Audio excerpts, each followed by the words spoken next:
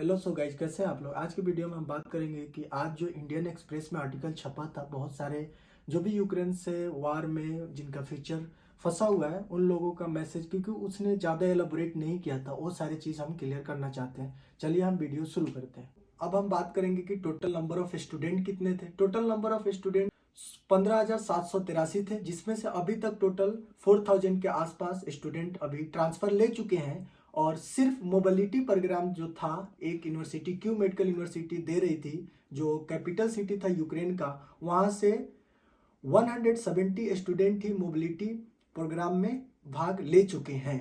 Supreme court of India ने 25 जनवरी को time दिया था जो एनएमसी के एक्सपर्ट्स हैं और गवर्नमेंट्स को, कि आप इन बच्चे का फ्यूचर सिक्योर करें। मिनिमम इसको आपको जवाब देना है 6 वीक में। तो गवर्नमेंट ने डायरेक्ट से जवाब में दिया, एकोमोडेट नहीं कर सकते, ये हमारे लिए इम्पॉसिबल है।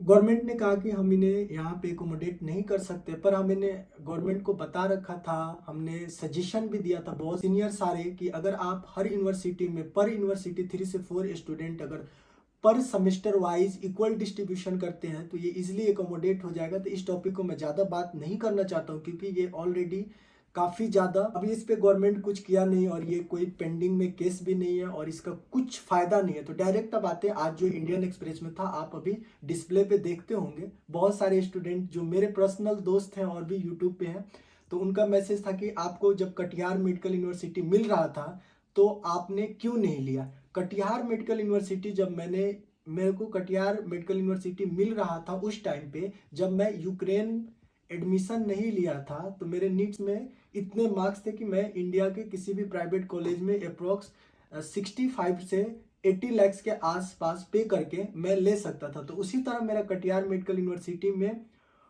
हो सकता था, और मैंने इसके लिए जो रजिस्ट्रेशन होता है डीम्ड यूनिवर्सिटी और एक एनएमसी का था, कुछ 10,000 के आसपास पे करना होता था, मैंने ये सारा कर चुका था। पर यहाँ पे एक प्रॉब्लम ये आ रखा था कि अगर हम एनएमसी का नया रूल्स आया था कि अगर आप इंडिया से भी एमबीबीएस करते हैं तो आपको एक नेक्स्ट नाम के एग्ज़ाम देना होगा, जिसकी वजह से हमने सोचा क्यों ना, अगर मैं इंडिया से पढ़ता हूँ या एब्रॉड से पढ़ता हूँ, बंदा तो सेम ही होगा, मैं ही हूँगा, इसलिए मैंने इंडिया में एडमिशन नहीं लिया था।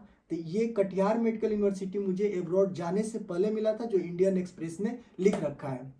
हम बात करेंगे कि मेरा जो ट्रांसफ़र का प्रोसेस था वो इतना स्मूथ नहीं था, मतलब लाइक एक मान लो बहुत ड्रामेटिक सिचुएशन वाला सीन था, हमें कंट्री सेलेक्ट करने में बहुत ज़्यादा प्रॉब्लम हो रहा था।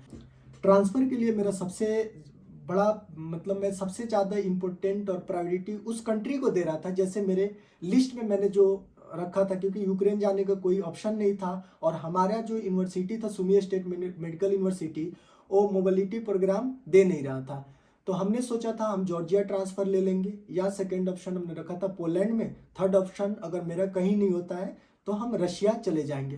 पर बहुत सारे दोस्त ने रशिया के बारे में सजेस्ट नहीं किया, क्योंकि वहाँ पे भी वार की वजह से इफेक्ट हुआ है। आपको मालूम होगा कि डेबिट कार्ड वहाँ पे नहीं चलता है, फिर आप करेंसी ये सब, क्योंकि डॉलर पे सैंक्शन लगा रखा है यूएस, तो ये सारे प्रॉब्लम हो रहा था। फिर हमने रशिया भी हटाया, जॉर्जिया के साथ वीज़ा में इशू हो रहा था, फिर पोलैंड थोड़ा एक्सपेंसिव था और हमारा यूनिवर्सिटी मोबिलिटी प्रोग्राम नहीं दे रहा था, और उसके लिए एजेंट खोजना इंडिया में थोड़ा एक कॉम्प्लेक्स टास्क था, क्योंकि हमें डायरेक्ट यूनिवर्सिटी को मेल करना होता है। तो लास्ट हमारे पास ऑप्शन था कजाकिस्तान, किर्गिस्तान और उज्बेकिस्तान, ये कंट्री। अब हमने किर्गिस्तान ही क्यों सेलेक्ट किया, ये मेरे लिए एक बेनिफिट किर्गिस्तान का क्या है ये चीज़ मैं आपको बताना चाहता हूँ। किर्गिस्तान में बहुत सारी यूनिवर्सिटी थे, जैसे किर्गिज स्टेट मेडिकल यूनिवर्सिटी है, स्लेविक रशियन यूनिवर्सिटी है, और एक प्राइवेट यूनिवर्सिटी आईएसएम है। मोस्टली इसमें इंडियन स्टूडेंट आना प्रीफर करते हैं, एक ट्रेंड सा चल रखा है। तो हमने कजाकिस्तान में भी 3-4 यूनिवर्सिटी में पता किया, जैसे कजान है, अल्फ्रेबी है, अस्थान, मतलब अच्छा यूनिवर्सिटी, काफ़ी अच्छा है, पर वहाँ पे हमें सेमेस्टर ड्रॉप होना पड़ रहा था, और किर्गिस्तान में जो यूनिवर्सिटी है उसमें भी हमें सेमेस्टर ड्रॉप होना पड़ रहा था। बाकी आपको सच मालूम है, जो भी बच्चे एमबीबीएस अब्रॉड करते हैं, कि ये कितना पढ़ाई होता है, प्रैक्टिकल एक्सपोजर क्या होता है। मैक्सिमम इवन इंडिया में जो बच्चे एम्स में पढ़ते हैं, उनको भी, कुछ दोस्त हैं उनसे बात हुआ था, उनको भी ये खुद से सेल्फ स्टडी करना पड़ता है, वो लोग भी खुद प्रेप लेटर और मैरो ऐप लेके पढ़ाई करते हैं। तो हमें उस यूनिवर्सिटी को सेलेक्ट करना था जो हमें सेमेस्टर लूज ना कराए, और बहुत कम है हमारे पास, सिर्फ ये सारे यूनिवर्सिटी सिलेक्शन प्रोसेस, मतलब हमारा इतना ज़्यादा हो गया था, हम इतना ज़्यादा उलझ चुके थे कि मेरे पास टाइम नहीं था कि हम कौन सी यूनिवर्सिटी को सेलेक्ट करें, तो लास्ट में मेरे पास ऑप्शन बचा किर्गिस्तान, क्योंकि यहाँ की गवर्नमेंट यूक्रेन ट्रांसफर स्टूडेंट को काफ़ी ज़्यादा फेवर कर रहा था। इवन आप 9th सेमेस्टर में यहाँ पे एडमिशन ले सकते हैं। और बाकी आप अगर किर्गिस्तान से ही किर्गिस्तान में किसी यूनिवर्सिटी में ट्रांसफर कराते हैं तो मिनिमम आपको 3 सेमेस्टर पढ़ना होगा। पर ये प्रिविलेज सिर्फ उन स्टूडेंट को था जो स्टूडेंट यूक्रेन से ट्रांसफर ले रहे हो, वो 9th सेमेस्टर में ले सकते हैं एडमिशन। तो सो ये सारी चीज़ हम बात खत्म करते हैं। और जो भी वहाँ पे था कि ट्रांसक्रिप्ट और मार्कशीट का इंडियन एक्सप्रेस का आप डिस्प्ले पे देखते होंगे, वो अप्रोक्स $500 से $700 पड़ा, किसी का 1500 पड़ा, किसी का $2000 पड़ा। ये अकॉर्डिंग टू वेरी कर रहा था सब एजेंटों के साथ, तो मैं एक अप्रॉक्स में बता रखा था उसमें।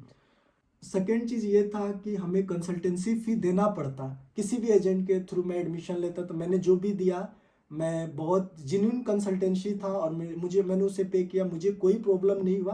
पर यहाँ पे किर्गिस्तान में बहुत सारे यूनिवर्सिटी है जो उसने लिख रखा है कि बहुत सारी यूनिवर्सिटी है जो WHO से अप्रूव्ड नहीं है, तो ये सच है। पर मैं जिस यूनिवर्सिटी में पढ़ता हूँ उसको WHO भी अप्रूव्ड करता है, और वो जो अपना यूरोपियन यूनियन से उससे भी अप्रूव्ड है, और इंडियन मेडिकल काउंसिल से भी अप्रूव्ड है, और बांग्लादेश पाकिस्तान सबके स्टूडेंट है। और इवन जो क्राइटेरिया है NMC के कि उसमें लोकल बच्चे भी पढ़ना मैंडेटरी है, वो भी पढ़ते हैं। तो मैं कोई इसमें IMU का मैं एडवर्टीजमेंट या कुछ नहीं कर रहा हूँ। बहुत सारी यूनिवर्सिटी ISM किर्गिज स्टेट है, एशियन है, बहुत सारी यूनिवर्सिटी है, ये एफिलिएटेड है, आप इनके बारे में सर्च मार लेना।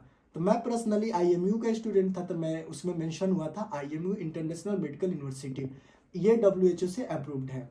अब यहाँ पे एक चीज उसने मेरे से इंडियन एक्सप्रेस का जो इंटरव्यू ले रहा था, उसने पूछा कि आप डिफरेंस बताएं, क्या डिफरेंसेस है यूक्रेन और किर्गिस्तान के एजुकेशन सिस्टम में। जाहिर सी बात है, आप एक चीज मानो, यूक्रेन के GDP काफ़ी ज़्यादा है एज कम्पेयर टू किर्गिस्तान, और यूक्रेन थोड़ा यूरोपियन स्टैंडर्ड मेंटेन करता था अपने मेडिकल स्टडीज़ में, और उसके पास practical exposure as compare to Kyrgyzstan. मैं किर्गिस्तान में हूँ, बट जो सच है यूक्रेन का अच्छा था, और उसका एजुकेशन इंफ्रास्ट्रक्चर भी अच्छा था। और यहाँ पे किर्गिस्तान में एक चीज़ अच्छा है कि हमें यहाँ पे पाकिस्तानी टीचर और कुछ इंडियन टीचर का भी एक्सपोजर मिलता है, बांग्लादेश के भी टीचर होते हैं, डॉक्टर्स होते हैं, तो इससे हमें अपना लैंग्वेज में पढ़ाते हैं तो हमें कुछ समझ आता है। लेकिन हम ये नहीं कह सकते कि किर्गिस्तान बेस्ट है as compare to Ukraine. Ukraine best था, और after war no one knows, पता ना क्या होगा क्या नहीं होगा। बाकी थैंक्स फॉर वॉचिंग, बाकी फिर मैं अपडेट करता रहूँगा।